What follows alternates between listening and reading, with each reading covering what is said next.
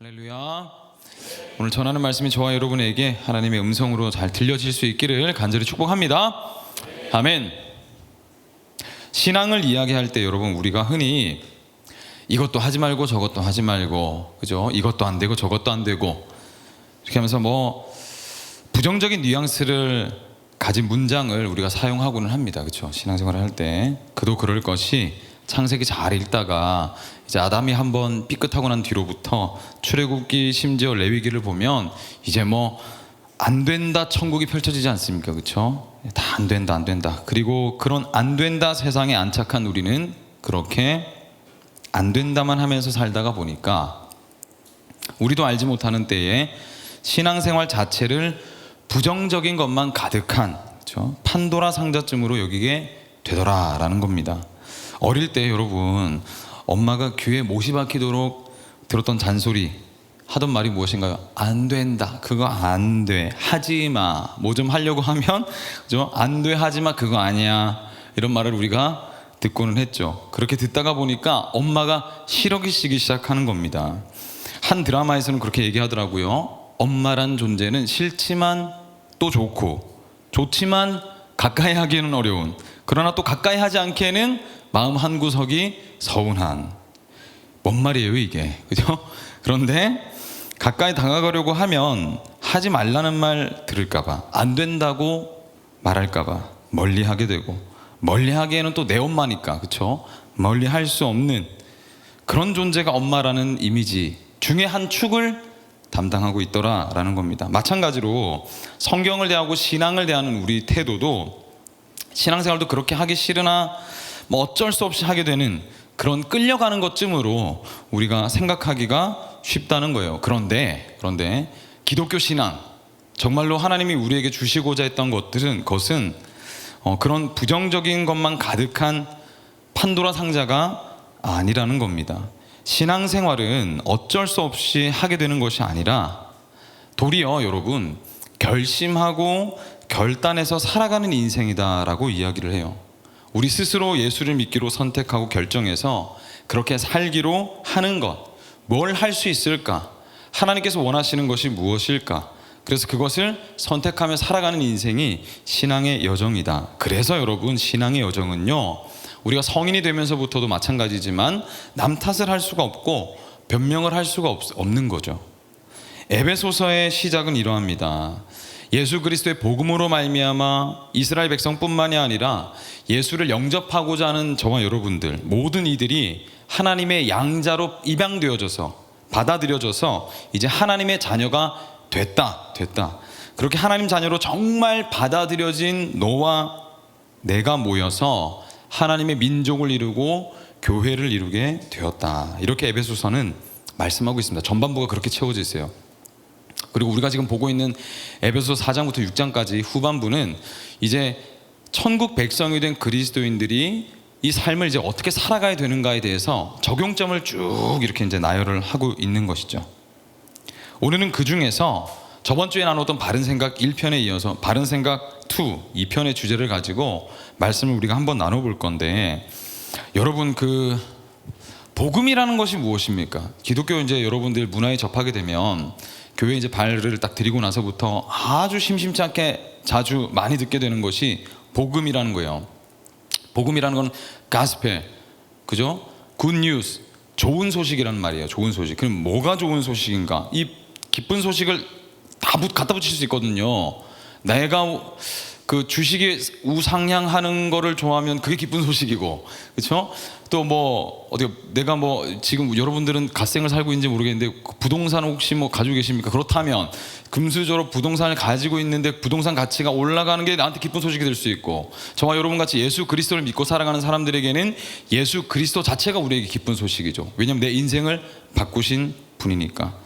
이렇게 복음에 적용될 수 있는 영역은 굉장히 많은데, 저와 여러분이 이제 이해하는 기독교적인 복음은 예수님께서 하신 일, 그죠? 그 복음의 문장, 나를 위해서, 나의 죄를 위해서 돌아가셨다가 사흘 만에 부활하신 간단한 문장이지만, 복음의 문장이 내 이 가슴과 영혼에 딱 맞다 닿을 때 자연스럽게 나오게 되는 특정한 반응이라는 게 있어요. 반응. 두 가지가 대표적인데 띄워주겠어요? 벅차오름과 죄에 대한 싸움입니다. 주님이 너무 좋으니까 그렇게 살기로 결심하고 선택하게 되는데, 선택하면서 따라오는 여러 가지 대가들이 있거든요. 모든 건 다 마찬가지예요. 기회비용이 있어요. 그렇죠? 그거를 내가 스스로 치르기로 결정하는 거예요. 그런데 신앙생활을 조금 해보시면 여러분 아시겠지만, 따라가기에는요, 예수님 따라가고 그 뜻대로 따라가기에는 내가 너무 연약하고 인정하기 싫지만 무력하다는 거예요. 그래서 가슴을 찢고 울기도 하고 자책하기도 하는 거죠. 그렇죠? 그런데 그 가운데 주님이 우리를 그렇게 내버려 두시는 게 아니라, 내가 주님 저 어떡합니까? 저는 이거밖에 안 되네요. 진짜 저는 어떻게 하면 좋습니까? 이렇게 하고 있을 때 가만히 주님 다가오십니다. 성령으로 다가오셔서 말씀을 거시죠. 괜찮아. 너 쓰러지지 않을 거야. 내가 너와 함께한다. 너 포기하지 않아. 가만히 말씀해 주시죠.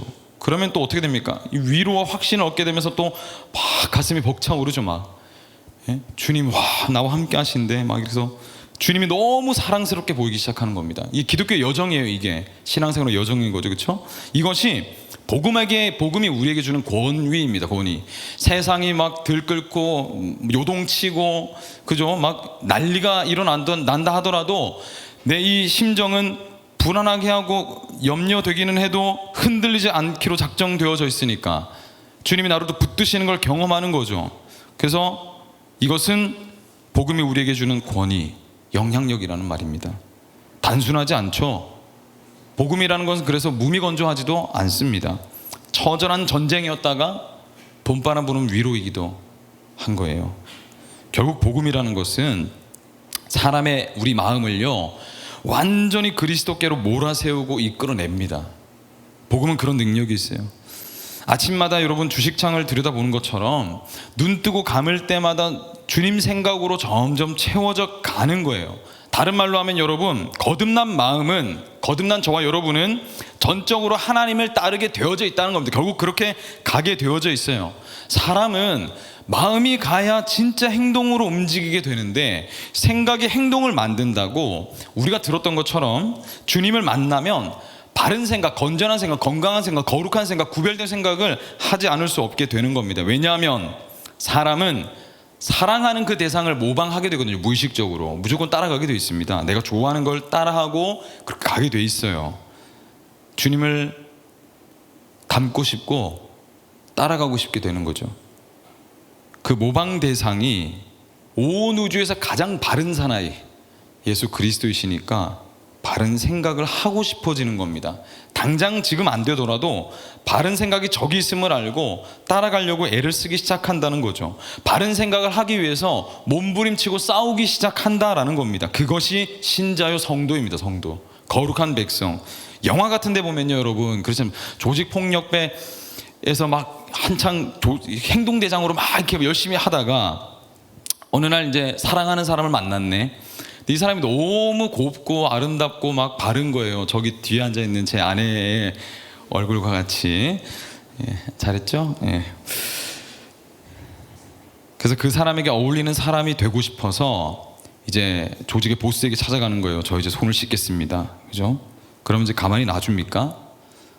끝까지 몰아세우죠. 너 그럼 이거 한 건만 하면 내가 너 풀어줄게. 뭐 이렇게 하면서 영화가 막 시작되잖아요. 이제. 그쵸? 여러분 그 해바라기라는 영화 아시나요?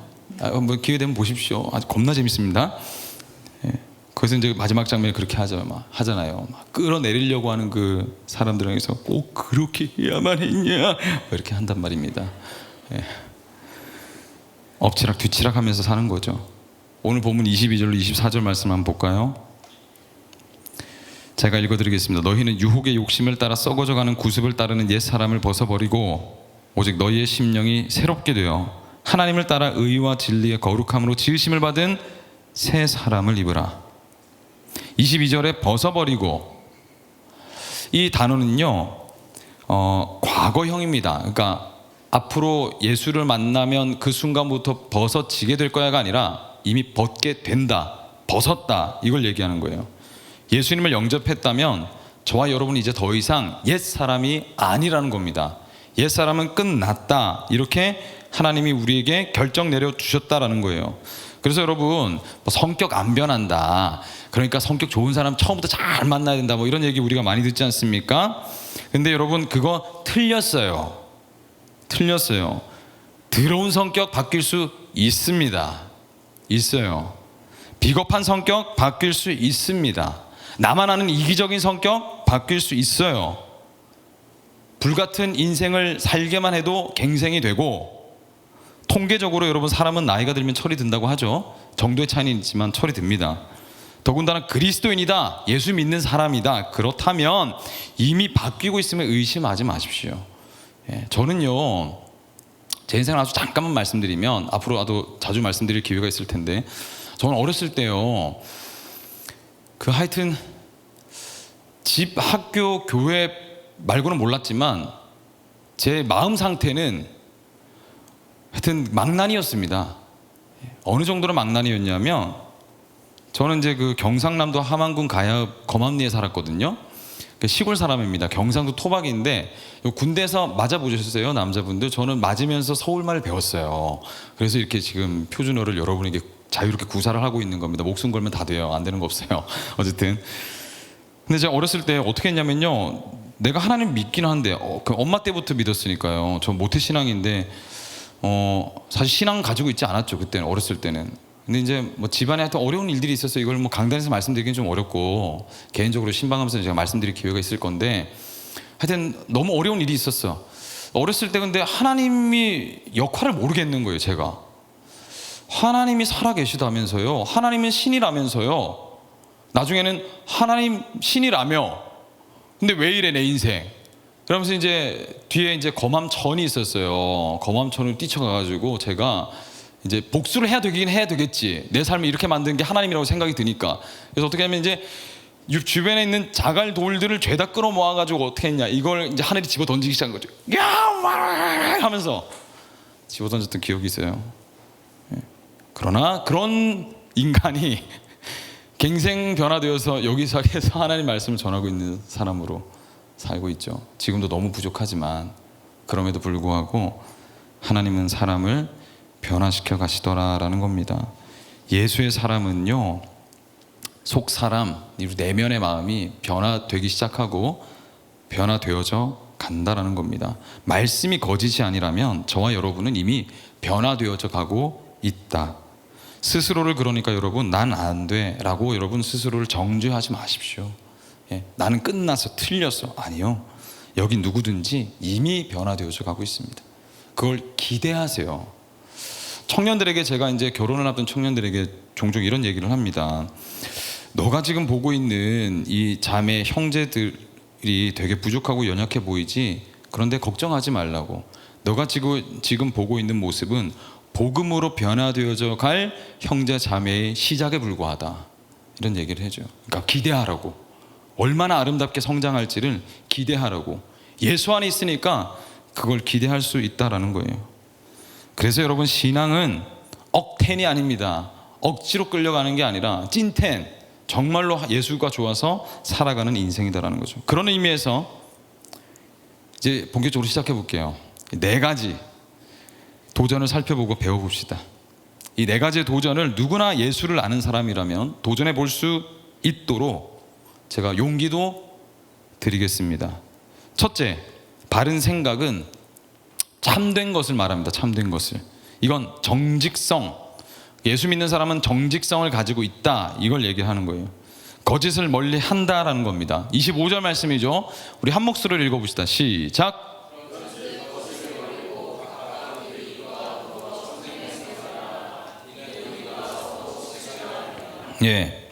H팩터의 심리학이라는 책이 있습니다. 이 심리학이라는 책을 보면요, 인간은 전통적으로 한 5가지 정도로 이제 나뉜다고 해요. 유형으로 설명해낼 수 있는데, 외향성, 원만성, 원만한 거, 성실성, 성실하냐 그렇지 않느냐, 게으르냐, 신경증, 예민하냐 그렇지 않냐, 그리고 개방성, 개박성을 얘기하는, 이제 정직성, 도덕성은 6번째 이제 항목인데, 이제 90년대 들어가면서 인간의 유형이 단순하게 5가지로만 나누는 게 아니라 6가지 영역이 있더라라는 걸 이제 알게 됩니다. 그게 바로 정직성이라는 유형이 있다라는 걸 알게 돼요.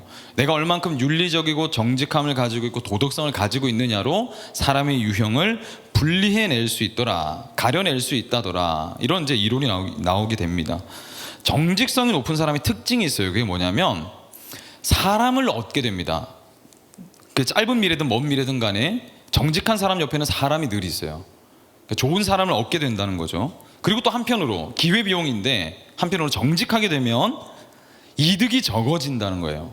그러니까 한마디로 정직하면 손해를 본다라는 겁니다. 여러분 잘 알고 있죠. 인생을 살고 계시니까 이미. 조금이라도 좀 너무 정직하게 살면 인생에 손해를 좀 많이 보게 되더라. 사람 너무 잘 믿으면 손해를 보게 되더라. 여러분 아마 한두 번씩 경험하셔서 저 최근에 겪고 있어요. 죽을 것 같아요 진짜. 너무 힘든데 그렇단 말이죠. 그런데 여러분 흥미로운 게 뭐냐면 정직성이 높은 사람이 많은 곳의 사회가 개개인이 얻게 되는 이득이 정직성이 없는 사람들이 많은 사회보다 25% 정도 이득을 더 많이 보더라라는 거예요. 개개인이 모두가. 그러니까 여러분 단순하게 여러분 그 계산치로 눈앞의 상황만 보면 정직하면 내가 손해보는 것 같지만 정직함이 많은 문화가 정착된 사회에서는 도리어 많은 사람들이 더 많은 이득을 보게 되더라라는 연구 결과가 있습니다. 그러니까 너도 안 하니까 나도 안 할래 라면서 살게 되면 이 사회는 정말 끝나는 거다. 왜냐하면 사기꾼이 이제 득세할 거 아닙니까? 누굴 믿어요? 그럼 전부 다 결국에는 손해보게 되더라라는 거예요. 특별히 오늘 제가 여러분들과 좀 나누고 싶은 건 세상에서는 우리가 어떻게 좀 정직하게 살 수 있을까, 그런 방법론적인 것들도 나중에 나눌 수 있으면 좋겠지만 오늘 우리 공동체를 먼저 좀 생각해 보자고요. 우리 공동체. 우리 청년부는 제가 아직 어떤지 모르겠어요. 여러분들이 어떤 마음을 가지고 있는지 모르겠는데 쉽지 않은 질문이지만 여러분은 여러분들이 속한 목장 모임에서 얼마나 여러분들 스스로를 솔직하게 오픈하시면서 삶을 나누고 계신가요? 이걸 좀 질문해 보고 싶네요. 여러분이 지금 사람은 다 페르소나를 쓰고 있거든요. 각자의 상황에 맞게. 저는 이제 목사로서의 페르소나를 쓰고 있는데 여러분 이 가면을 여러분의 목장 모임 때 어느 정도로 벗을 자신이 있으십니까? 어느 정도로 여러분의 솔직한 이 내면을 여러분 오픈할 자신이 있으신가요? 가면을 100% 완전히 다 내려놓고 말할 수 있다. 이거 절대 쉽지 않거든요. 특히 목장 모임에서. 왜냐하면 우리가 공동체 안에서 교회 안에서 이렇게 정직하지 못한 이유가 있어요. 그게 뭐냐면 내 진짜 모습이 들킬까 봐. 그렇죠? 내 이 남에게 절대 얘기할 수 없는 그 각자 나름대로 그 판도라 상자가 있거든요. 요거 오픈하면 사람들이 나한테 엄청 실망할까 봐. 이런 것들이 다 하나쯤은 있어요. 그래서 이거를 오픈을 해야 사실은 기도 제목도 진짜 얘기할 수 있는 거고 그 공동체가 주님 안에서 이 사람들이 진짜 나를 위해서 기도해주고 있구나 이런 것들을 얘기를 할 수 있는데 그런 문화, 그 복음적 문화가 정착되지 않으면 이걸 오픈하기가 정말 쉽지 않습니다. 왜? 얘기하는 순간 정죄당할 거니까요.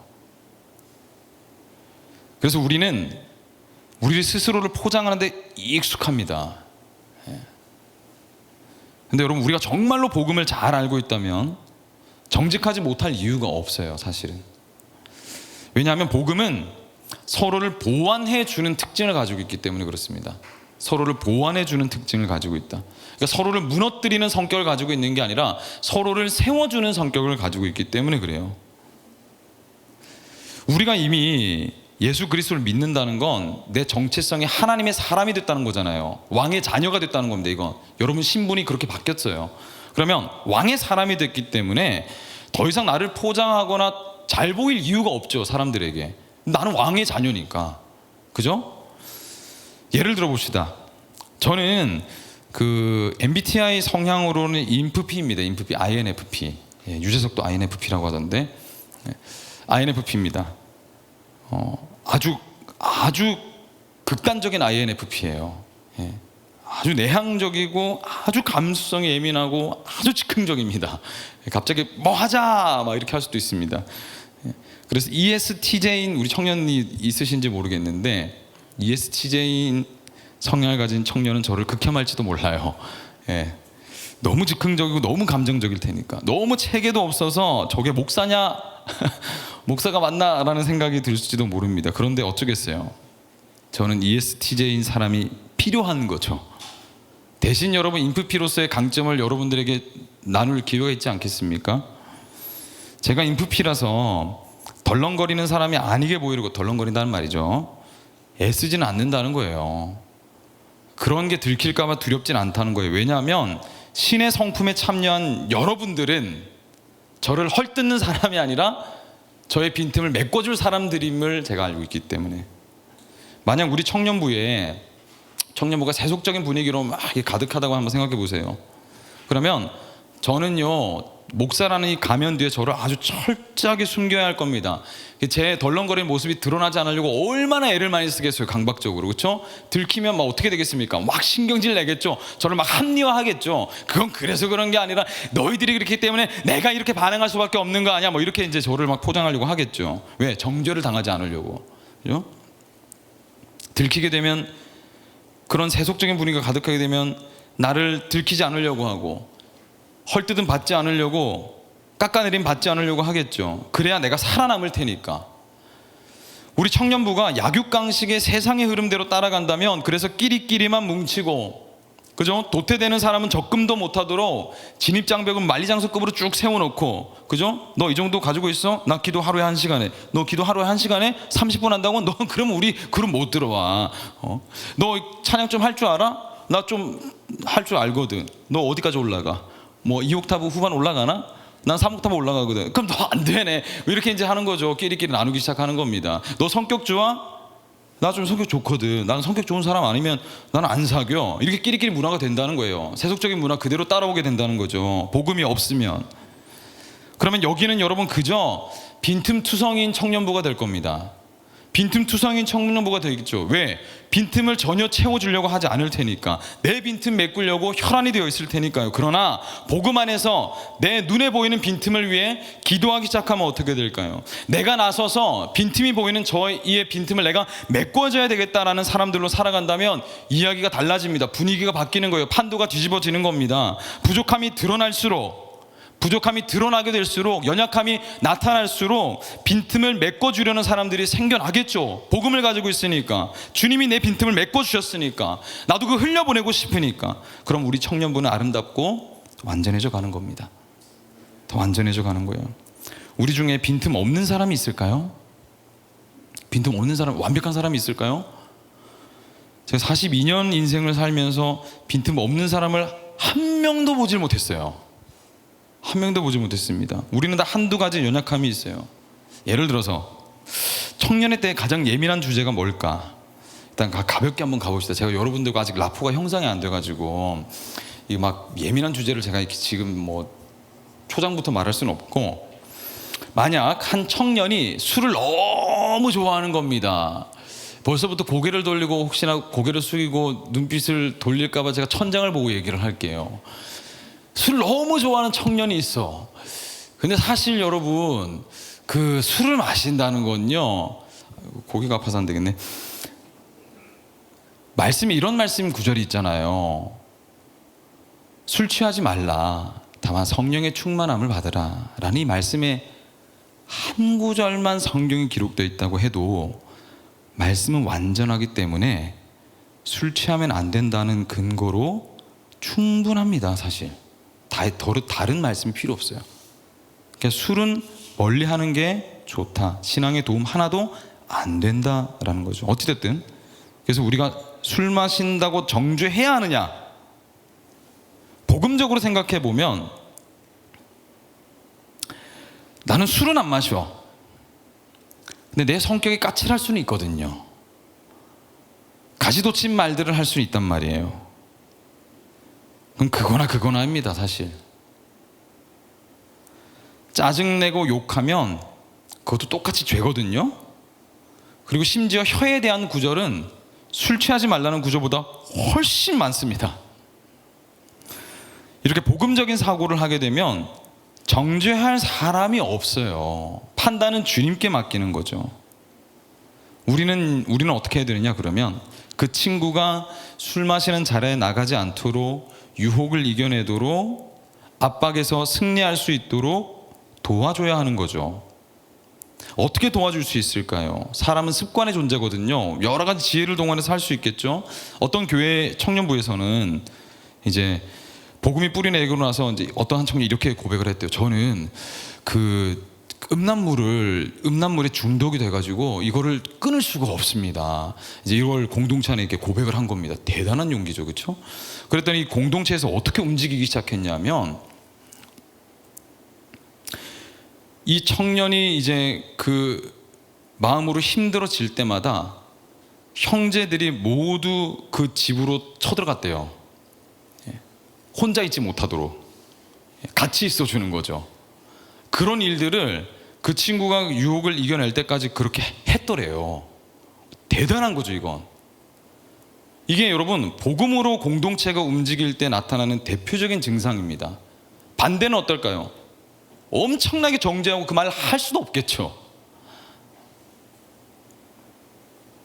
성경 말씀과 복음적 삶은 공동체 내에서 문화가 되어야 됩니다. 문화가. 우리 공동체에서 복음적인 사고가 문화로 자리 잡히고 여러분의 삶에 문화로 자리 잡혀 나갈 때 여러분은 세상에서 꽤나 쿨한 사람이 되어져 갈 겁니다. 세상은 절대로 예수 그리스도의 진심을 흉내낼 수 없거든요. 세상은 절대 흉내낼 수 없어요.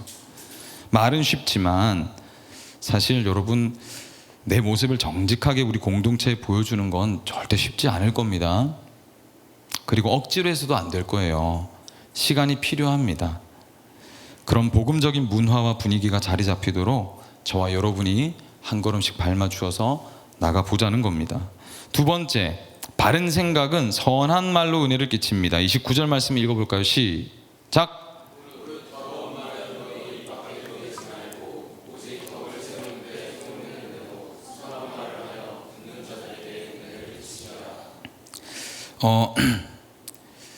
그 여러분들 중에 이제 아직 예수님을 잘 모르시는 분들의 비율이 얼마나 되는지 제가 아직 잘 모르겠는데, 그거 혹시 아십니까? 그 예수를 믿은 연수가 많은 청년들에게 하는 설교의 분량하고 아직 예수를 잘 모르는 사람들에게 하는 설교 분량의 차이가 있는데, 상식적으로 생각하면 여러분, 믿지 않는 사람들에게는 설교를 더 짧게 해야 될 것 같다고 여러분 느끼잖아요. 근데 설교가 훨씬 길다고 합니다. 왜냐하면 설명해 줘야 될 게 더 많기 때문에. 그래서 여러분들과 제가 지금 어느 정도 분량을 잡아가지고 설교를 해야 될지 잘 몰라가지고 하여튼 많이 준비했어요. 그래서 이제 두 번째네. 그래서 조금만 인내심을 가지고 들어주십시오. 여러분, 알아갈수록 제가 이게 분량은 조절하도록 하겠습니다. 여러분, 우리가 교회에서 꼭 철폐시켜야 할 폐습 중에 하나를 꼽으면 다른 게 아니라 여러분, 뒷담화하는 겁니다. 호박씨 까는 거, 그렇죠? 쟤 저렇대, 뭐 이렇대, 막 이렇게 얘기하는 거. 그 앞에 그 사람을 두면은 절대 하지 못할 말. 근데 왜 이게 교회 내에서 근절이 잘 안 되는가? 너무 재밌거든요, 이게. 사람 험담하는 것처럼 재밌는 게 없어요. 그게 너무 재밌으니까 끊지를 못하는 거죠. 그런데 우리 한번 이렇게 생각해 보자고요. 저와 여러분의 신분은 하나님의 자녀, 그죠? 하나님의 자녀입니다. 왕의 사람들이라고 제가 말씀드렸죠. 우리는 왕가의 사람들이라는 거예요. 여러분이 인정하든 인정하지 못하든. 귀족은 말의 위력이 있습니다. 귀족은 말의 위력이, 힘이 있어요. 말 한마디로요, 여러분, 사람을 죽일 수도 있고 살릴 수도 있어요. 정말 그래요. 말은 어마어마한 힘이 있습니다.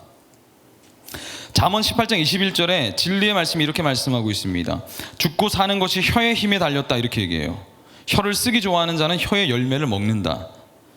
12장 18절, 함부로 말하는 사람의 말은 비수 같대요. 그러나 지혜로운 사람의 말은 아픈 곳을 낫게도 한답니다. 이게 힘이 있는 거죠. 야고보서 3장, 이와 같이 혀도 몸의 작은 지체이지만 엄청난 일을 할 수 있다고 자랑을 한대요. 그렇죠? 이게 혀에는 힘이 있다는 겁니다. 그러니 여러분, 이 말의 힘을 여러분들 어떻게 사용하시겠느냐는 겁니다. 어떻게 사용하시겠어요? 어떤 단어를 쓰시겠습니까? 어떤 문장을 만들어서 표현하시겠어요? 이렇게 생각하는 것이 옳다. 여러분의 말이 힘이 없고 쓸데없는 것이 아니라 여러분의 말에는 힘이 있기 때문에 사람을 죽이기도 하고 살리기도 한다는 겁니다. 여러분, 하나님이 우리에게 하시는 말씀을 한번 가만히 보십시오. 이사야 41장 10절, 우리 반주자가 잠깐 나와가지고 음악을 깔아주면 훨씬 더 설득이 잘 될 것 같은데 한번 나와서 반주를 좀 해주시면 너무 감사하겠습니다. 제가 지금 시간을 끌고 있을 때 나오셔가지고 앉으셔서 반주를 해주시면 너무 고마울 것 같아요. 이사야 41장 10절에 하나님께서 우리를 위한 위로의 말, 따뜻한 말, 공감되는 말, 하나님의 말씀에 이런 말씀을 얼마나 많이 적어 놓으셨는지 모릅니다. 이 말씀 우리 함께 읽어보고 하나님이 이런 말씀을 하시는 분이시구나 라는 걸 우리가 함께 좀 공감해 봤으면 좋겠는데 원고에 없는 말을 계속하고 있습니다. 이사야 41장 10절 다 같이 한번 읽어봅시다. 두려워하지 말라, 내가 너와 함께함이라. 놀라지 말라, 나는 내 하나님이 됨이라. 내가 너를 굳세게 하리라. 참으로 너를 도와주리라. 참으로 나의 의로운 오른손으로 너를 붙들리라. 여호와의 말씀이니라. 너희를 향한 나의 생각을 내가 아나니 평안이요 재앙이 아니니라. 너희에게 미래와 희망을 주는 것이니라. 내가 물 가운데로 지날 때에 내가 너와 함께 할 것이라면 강을 건널 때에 물이 너를 침몰하지 못할 것이며 네가 불 가운데로 지날 때에 타지도 아니할 것이요 불꽃이 너를 사르지도 못하리니. 조금 더 있거든요. 여러분 이 말을 들으니까 어떻습니까? 굉장히 힘이 나지 않습니까? 제가 힘들고 어려울 때마다 이 말씀 얼마나 붙드는지 몰라요. 하나님이 나에게 하시는 말씀이니까. 이 말은 참이니까. 이 말은 내 삶에서 이루어질 말씀이니까 힘이 납니다. 위로가 돼요. 말은 이렇게 사용하는 겁니다. 좋은 건 좀 더 들어봐야 되겠죠. 이제 신약으로 넘어와서 예수님이 우리에게 하시는 말씀을 한번 봅시다. 요한복음 14장 27절 스스로에게 주님이 말씀하시나 생각하시고 한번 읽어볼까요? 시작. 평안을 너에게 끼치노니 곧 나의 평안을 너희에게 주노라. 내가 너희에게 주는 것은 세상이 주는 것과 같지 아니하니라. 너희는 마음에 근심하지도 말고 두려워하지도 말라. 요한복음 16장 이것을 너희에게 이르는 것은 너희로 내 안에서 평안을 누리게 하려 함이라. 세상에서는 너희가 환난을 당하나 담대하라. 내가 세상을 이겼노라. 아멘. 마태복음 28장 20절 말씀 이 평생의 위로의 말씀입니다. 우리 한번 다 같이 읽어보시죠. 시작. 내가 너희에게 분부한 모든 것을 가르쳐 지키게 하라. 볼지어다 내가 세상 끝날까지 너희와 항상 함께 있으리라 하시니라. 아멘. 반주 감사합니다. 설명이 필요 없어요. 사실 이 말씀들은 듣기만 해도 위로가 되고 힘이 되지 않습니까? 말에는 이런 힘이 있는 겁니다. 바른 생각에서 나오는 이 말들이 우리를 살리고 공동체를 살리고 사회를 살리는 말인 것입니다. 조금만 앉아 계시면 됩니다. 이제 거의 다 끝나가거든요. 이 말씀을 응용해서 누군가에게 말을 한번 해보세요. 그러면 그 사람이 살아나는 걸 여러분 보게 되실 겁니다. 죄송해요. 계속 뒤에 앉아 계셔가지고. 세 번째, 바른 생각은 먹고 사는 삶의 차원을 높입니다. 28절 말씀 읽어보시다. 시작. 도둑질하는 자는 다시 도둑질하지 말고 돌이켜 가난한 자에게 구제할 수 있도록 자기 손으로 수고하여 선한 일을 하라. 28절에 도둑질하지 말라. 그러니까 불로소득하지 말라는 말인데 놀고 먹는 것이 성경적이지 않다 이렇게 말씀합니다. 놀고 먹는다는 것은 기본적으로 나만 챙기겠다는 마음이거든요. 나만 챙기겠다. 그런데 성경은 언제나 우리를 이타적인 곳으로 끌고 갑니다. 28절 하반절에 보니까 가난한 자를 돌보라 이렇게 얘기합니다. 내가 일하는 동기가 뭐냐면 나를 잘 먹여 살리려고 하는 것이 아니라 다른 사람을 살리고자 하는데 목적이 있다는 거예요. 그래서 여러분 공부해서 남 주냐가 아니라 공부해서 남을 줘야 되는 거예요. 공부해서 남 주는 인생 살아라. 여러분 그런 인생 되시길 축복합니다. 아멘. 예수 믿고 천국 가게 된 사람이 됐다. 잘 믿다가 천국만 잘 가자. 기독교는 여기서 우리를 절대 멈추게 하지 않습니다. 예수 믿는다고 하면서 고상하다고 하면서 더 그리스도인답지 않은 사람들을 우리가 얼마나 많이 보는 시대입니까? 예수 믿고 따라가는 건요, 제가 이런 말씀 드려서 죄송하지만 이게 사실이기 때문에 예수 믿고 따라가는 건 쉽지 않아요. 그건 고생질입니다. 고생길. 쉽다고 얘기할 수 없습니다. 인생 쉽지 않고요, 예수 믿는 건 쉽지 않아요. 편하게 예수 믿지 않는 저와 여러분이 되기를 소망합니다. 사실 진짜 예수 믿고 따라가면 편해질 수 없거든요. 그리스도께서 우리를 위해서 편한 길을 선택하지 않으셨기 때문에 그 길 따라가려면 편하지 않은 겁니다. 여러분 신약 성경에 우리 청소년들한테도 얘기했는데 굉장히 핫한 그 핫플이 있다는 거 아십니까? 핫플레이스? 겟세마네라는 하풀이 있어요. 그 동산에서 여러분 예수님이 죽으시기 전날 밤에 올라가지 않습니까? 제자 3명 데리고 십자가 이제 다음 날이면 못 박혀서 죽으셔야 돼요. 그 전날 밤에 조용하게 이제 그 겟세마네로 올라가셔가지고 기도하시는 겁니다. 여러분 조용한 가운데서 집중해가지고 뭔가를 하려고 하면 정말 중요한 일들이 계속해서 떠오르잖아요. 그렇죠? 마음에. 예수님이 여러분 조용한 가운데 기도하시면 뭐가 생각났을까요? 다음 날에 십자가에서 못 박혀 죽어야 된다는 게 계속 떠오르시는 겁니다. 하나님 신성 안에서 그게 보이는 거죠. 근데 인성 안에서는 두려운 겁니다. 근데 만약에 여러분 예수님이 충분히 그러실 수 있으셨는데 하나님 저 못하겠습니다 하고 도망쳤으면 어떻게 됐을까요? 저 그런 고생은 듣도 보도 못했고 너무 끔찍합니다. 저 그 당해낼 자신이 없어요. 저 못하겠어요. 하나님 죄송합니다 하고 그 자리를 박차가지고 도망갔으면 저와 여러분은 어떻게 됐을까요? 끝났겠죠. 이 자리에 있을 청년은 한 사람도 없을 겁니다. 교회는 세워지지 않았겠죠. 누군가는 인간이 저질러 놓은 죄의 참상을 감당해야 됐고 주님은 그 어려운 길을 선택하신 겁니다. 우리를 위해서. 그래서 우리도 고생제라는 거예요. 이제 12시에 목자 모임이 있는 거 아십니까? 목자들 모임이 있어요. 제가 이제 이번에 2번째로 참석했는데 제가 그 목자 모임을 12시에 하거든요. 그래서 제가 궁금해가지고 우리 목자들은 밥을 어떻게 먹나 해서 단톡에 올렸죠. 여러분 식사는 어떻게 해결하고 오세요? 이렇게 밥은 먹고 해야 되는데 배고프게 사역하면 안 되는데 제가 이제 올렸더니 한 우리 청년이 간식을 이제 주차마다 이렇게 가져온대요. 목자들 먹이려고. 그러면서 이제 하는 얘기가 제가 이렇게 하려고 다 이렇게 돈을 버는 걸요. 이렇게 얘기하더라고요. 저는 제 평생에 청년 사역을 제가 이렇게 엄청 오래 했는데 이런 얘기를 하는 청년을 제가 손으로 꼽습니다. 손으로 꼽아요. 우리가 그 길을 가자는 거예요. 그 길 가자는 겁니다. 나만 보지 말고 우리 주변을 둘러보자는 거죠. 마지막 바른 생각은 용서하는 삶입니다. 31절로 2절 말씀 읽어봅시다. 시작. 너희는 모든 악독과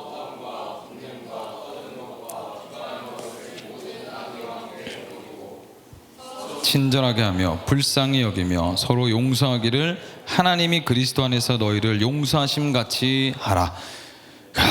용서 올 것이 왔습니다. 사실 이건 여러분 카테고리 1에 해당하는 주제예요. 이걸 대지 하나로 풀어낼 주제는 아닙니다. 다만 분명히 말씀드릴 수 있는 것은 용서는 우리가 복음을 잘 알고 있는 것에 대한 증거입니다. 증거. 왜냐하면 십자가의 대신해서 속해주는 사건, 그것이 용서라는 개념에서 잘 나타나고 있기 때문입니다. 하나님은 우리를 먼저 용서하실 때 죄를 미워하는 율법, 그죠? 하나님 죄를 미워하시거든요. 죄가 있는 자와 상종하지 않으십니다. 그 율법과 우리를 사랑하시는 사랑 두 가지를 완성하셔야만 했어요. 이걸 다 하나도 놓치지 마셔야 합니다. 그래야 하나님의 하나님 되심이 드러나거든요. 그래서 여러분 우리를 사랑하시기 위해서 택하신 방법이 있습니다. 그러면서 동시에 율법을 완성하는 거, 그게 뭡니까? 하나님께서 스스로 그 죄를 다 뒤집어 쓰시는 거죠. 그래서 율법을 완성하셨고 죄를 가져가심으로 죄에서 속함받은 우리를 사랑하실 수 있게 된 겁니다. 의와 사랑을 십자가에서 완성하신 것이죠. 우리가 정말 이 복음을 잘 이해하고 받아들였다면 우리는 굉장히 기쁠 겁니다. 내 죄의 참상을 아는 사람은 내 죄가 나도 어쩔 수 없었는데 내 과거의 죄와 지금 짓고 있는 죄와 앞으로 지을 모든 죄가 그리스도의 십자가에서 해결됐다는 그 사실 하나를 아는 것만으로도 너무 기쁠 겁니다. 그리고 또 동시에 나에게 이런 기쁨을 주신 주님이 어떤 분이신지를 알고 싶어지고 그 주님 닮고 싶어지거든요. 그래서 여러분 주님이 원하시는 걸 하고 싶다는 의무감이 내 안에서 생기기 시작합니다. 이건 기쁜 의무감, 즐거운 의무감인 겁니다. 그래서 우리가 주님에 대한 사랑과 주님 말씀 따라가고 싶다는 정의가 함께 우리 안에서 올라오는 거죠. 그래서 용서는 여러분, 내가 그 사람이 감당해야 될 것까지 내가 감당하겠다는 겁니다. 주님이 내 몫을 감당하셨듯이 그 사람이 죄를 지어가지고 나에게 주었던 상처 내가 다 가져가겠다는 거예요. 그러니까 어렵죠.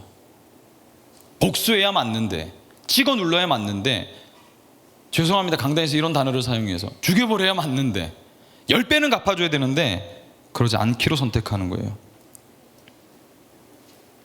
우리가 그럴 수 있는 이유는 우리가 그 사람이 하나님 앞에 회개하고 돌아서기를 기도할 때 하나님께서 그 영혼을 판단하실 거라는 믿음 안에서 위로를 얻기 때문입니다.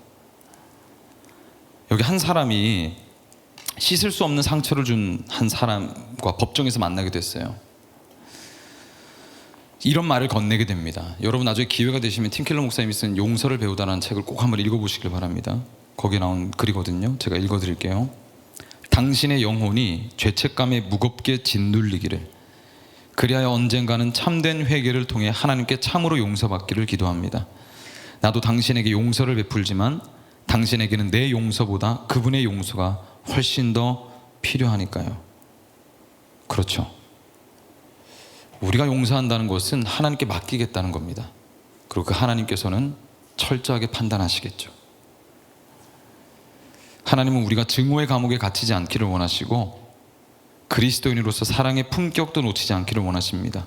그래서 그 판단 나한테 맡기렴. 그 판단은 내가 할 거야 라고 말씀하시는 것이죠.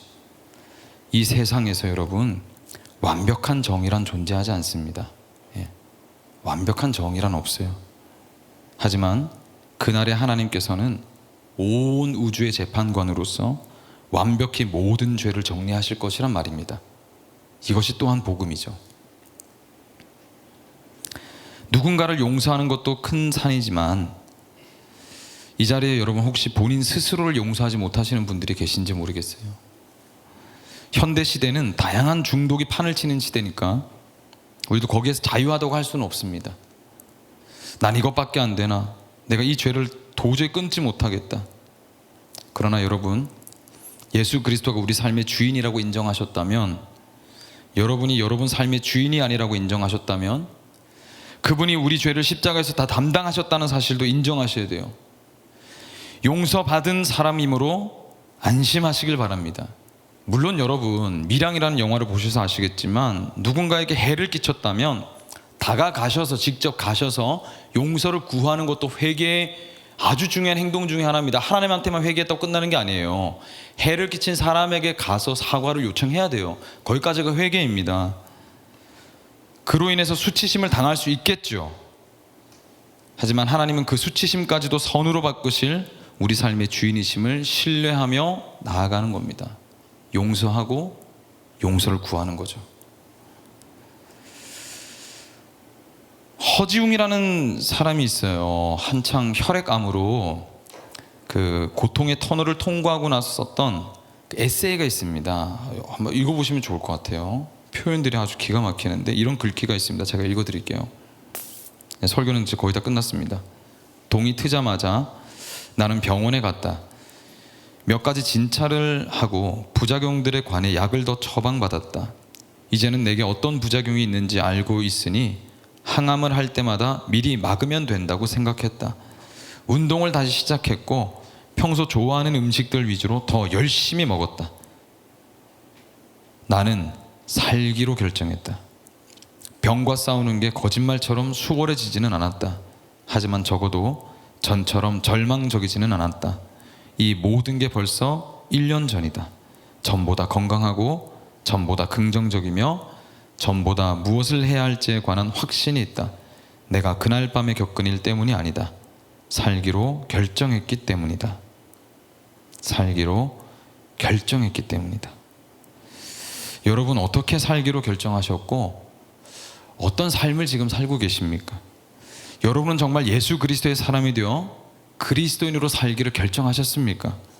그 결정에서부터 신앙의 본격적인 여정, 바른 생각, 바른 삶이 시작되는 겁니다. 한 가지 부끄러운 고백을 드리자면 저는요 하나님 위해 사는 사람이 되겠다라고 결정하기까지 너무 오래 걸렸습니다. 적어도 한 가지 확실히 제가 여러분들에게 드릴 수 있는 것은, 여러분들과 함께 이제 앞으로 살게 될 건데, 제가 여러분들에게 드릴 수 있는 것, 뭐 휘황찬란한 언변과 뭐 기술적인 테크닉 이런 것들은 제가 잘 가르쳐 줄 수 있을지 모르겠어요. 그러나 한 가지 제가 할 수 있는 거 있습니다. 기다림입니다. 기다려주는 거. 이 본격적인 하나님 위해 살기로 선택하고 결정해서 움직이는 과정이요, 누군가에게는 아주 오래 걸릴지도 모릅니다. 그러나 그 과정이 결코 쓸데없는 과정은 아닐 거예요. 제가 그 시간을 통해서, 지금도 그 시간을 때때로 통과하고 있는 사람으로서 제가 여러분들에게 드릴 수 있는 말은, 그거 괜찮은 여정이거든요. 왜냐하면 좋으신 주님이 우리와 여전히 함께하고 계시기 때문에.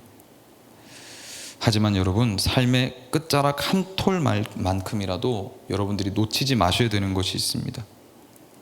그것은 그렇게 살기로 결정한 마음이 있다면 그걸 놓치지 말라는 거예요. 놓치지 말라. 버리지 말라는 겁니다. 의미 있으니까. 아직 결정하지 못하신 청년들이 있습니까? 주님 안에서 살기로 결정 한번 해보세요. 큰 기쁨이 있을 줄로 믿습니다. 흔들려도 괜찮아요. 우리가 서로 붙잡아 줄 거니까. 그렇게 같이 결정해 보자고요. 그런데 제가 권면할 것, 한 톨 같은 마음이라도 진심이셔야 한다는 겁니다. 진심이셔야. 진심으로 결단하셔야 됩니다. 어렵고 힘들고 뒤집힐 거예요. 그러나 진심으로 결정하셔야 돼요. 주님이 우리 삶의 대장 되어 주시니까. 주님은 그렇게 쉽게 여러분을 포기하지 않으시니까. 제가 주님의 끈질김에 산 증인이기 때문에 이렇게 여러분들에게 말씀드릴 수 있는 겁니다. 앞으로 제 실패담, 제가 성공한 기억이 별로 없어요. 실패담은 엄청나게 많이 가지고 있거든요. 은혜로 성공하게 해주신 성공담을 나누게 될 날들을 기대합니다. 무엇보다 정직함과 선한 말과 선행과 용서하는 삶을 살기로 결단하기까지 우리에게 용기를 허락하신, 여러분의 모든 거짓됨과 악한 일과 용서하지 못하는 마음을 묵묵히 다 짊어지신 그리스도께서 여러분을 그렇게 만들어 가실 줄로 믿습니다. 그리스도께로 오십시오. 우리 찬양하고 기도합시다.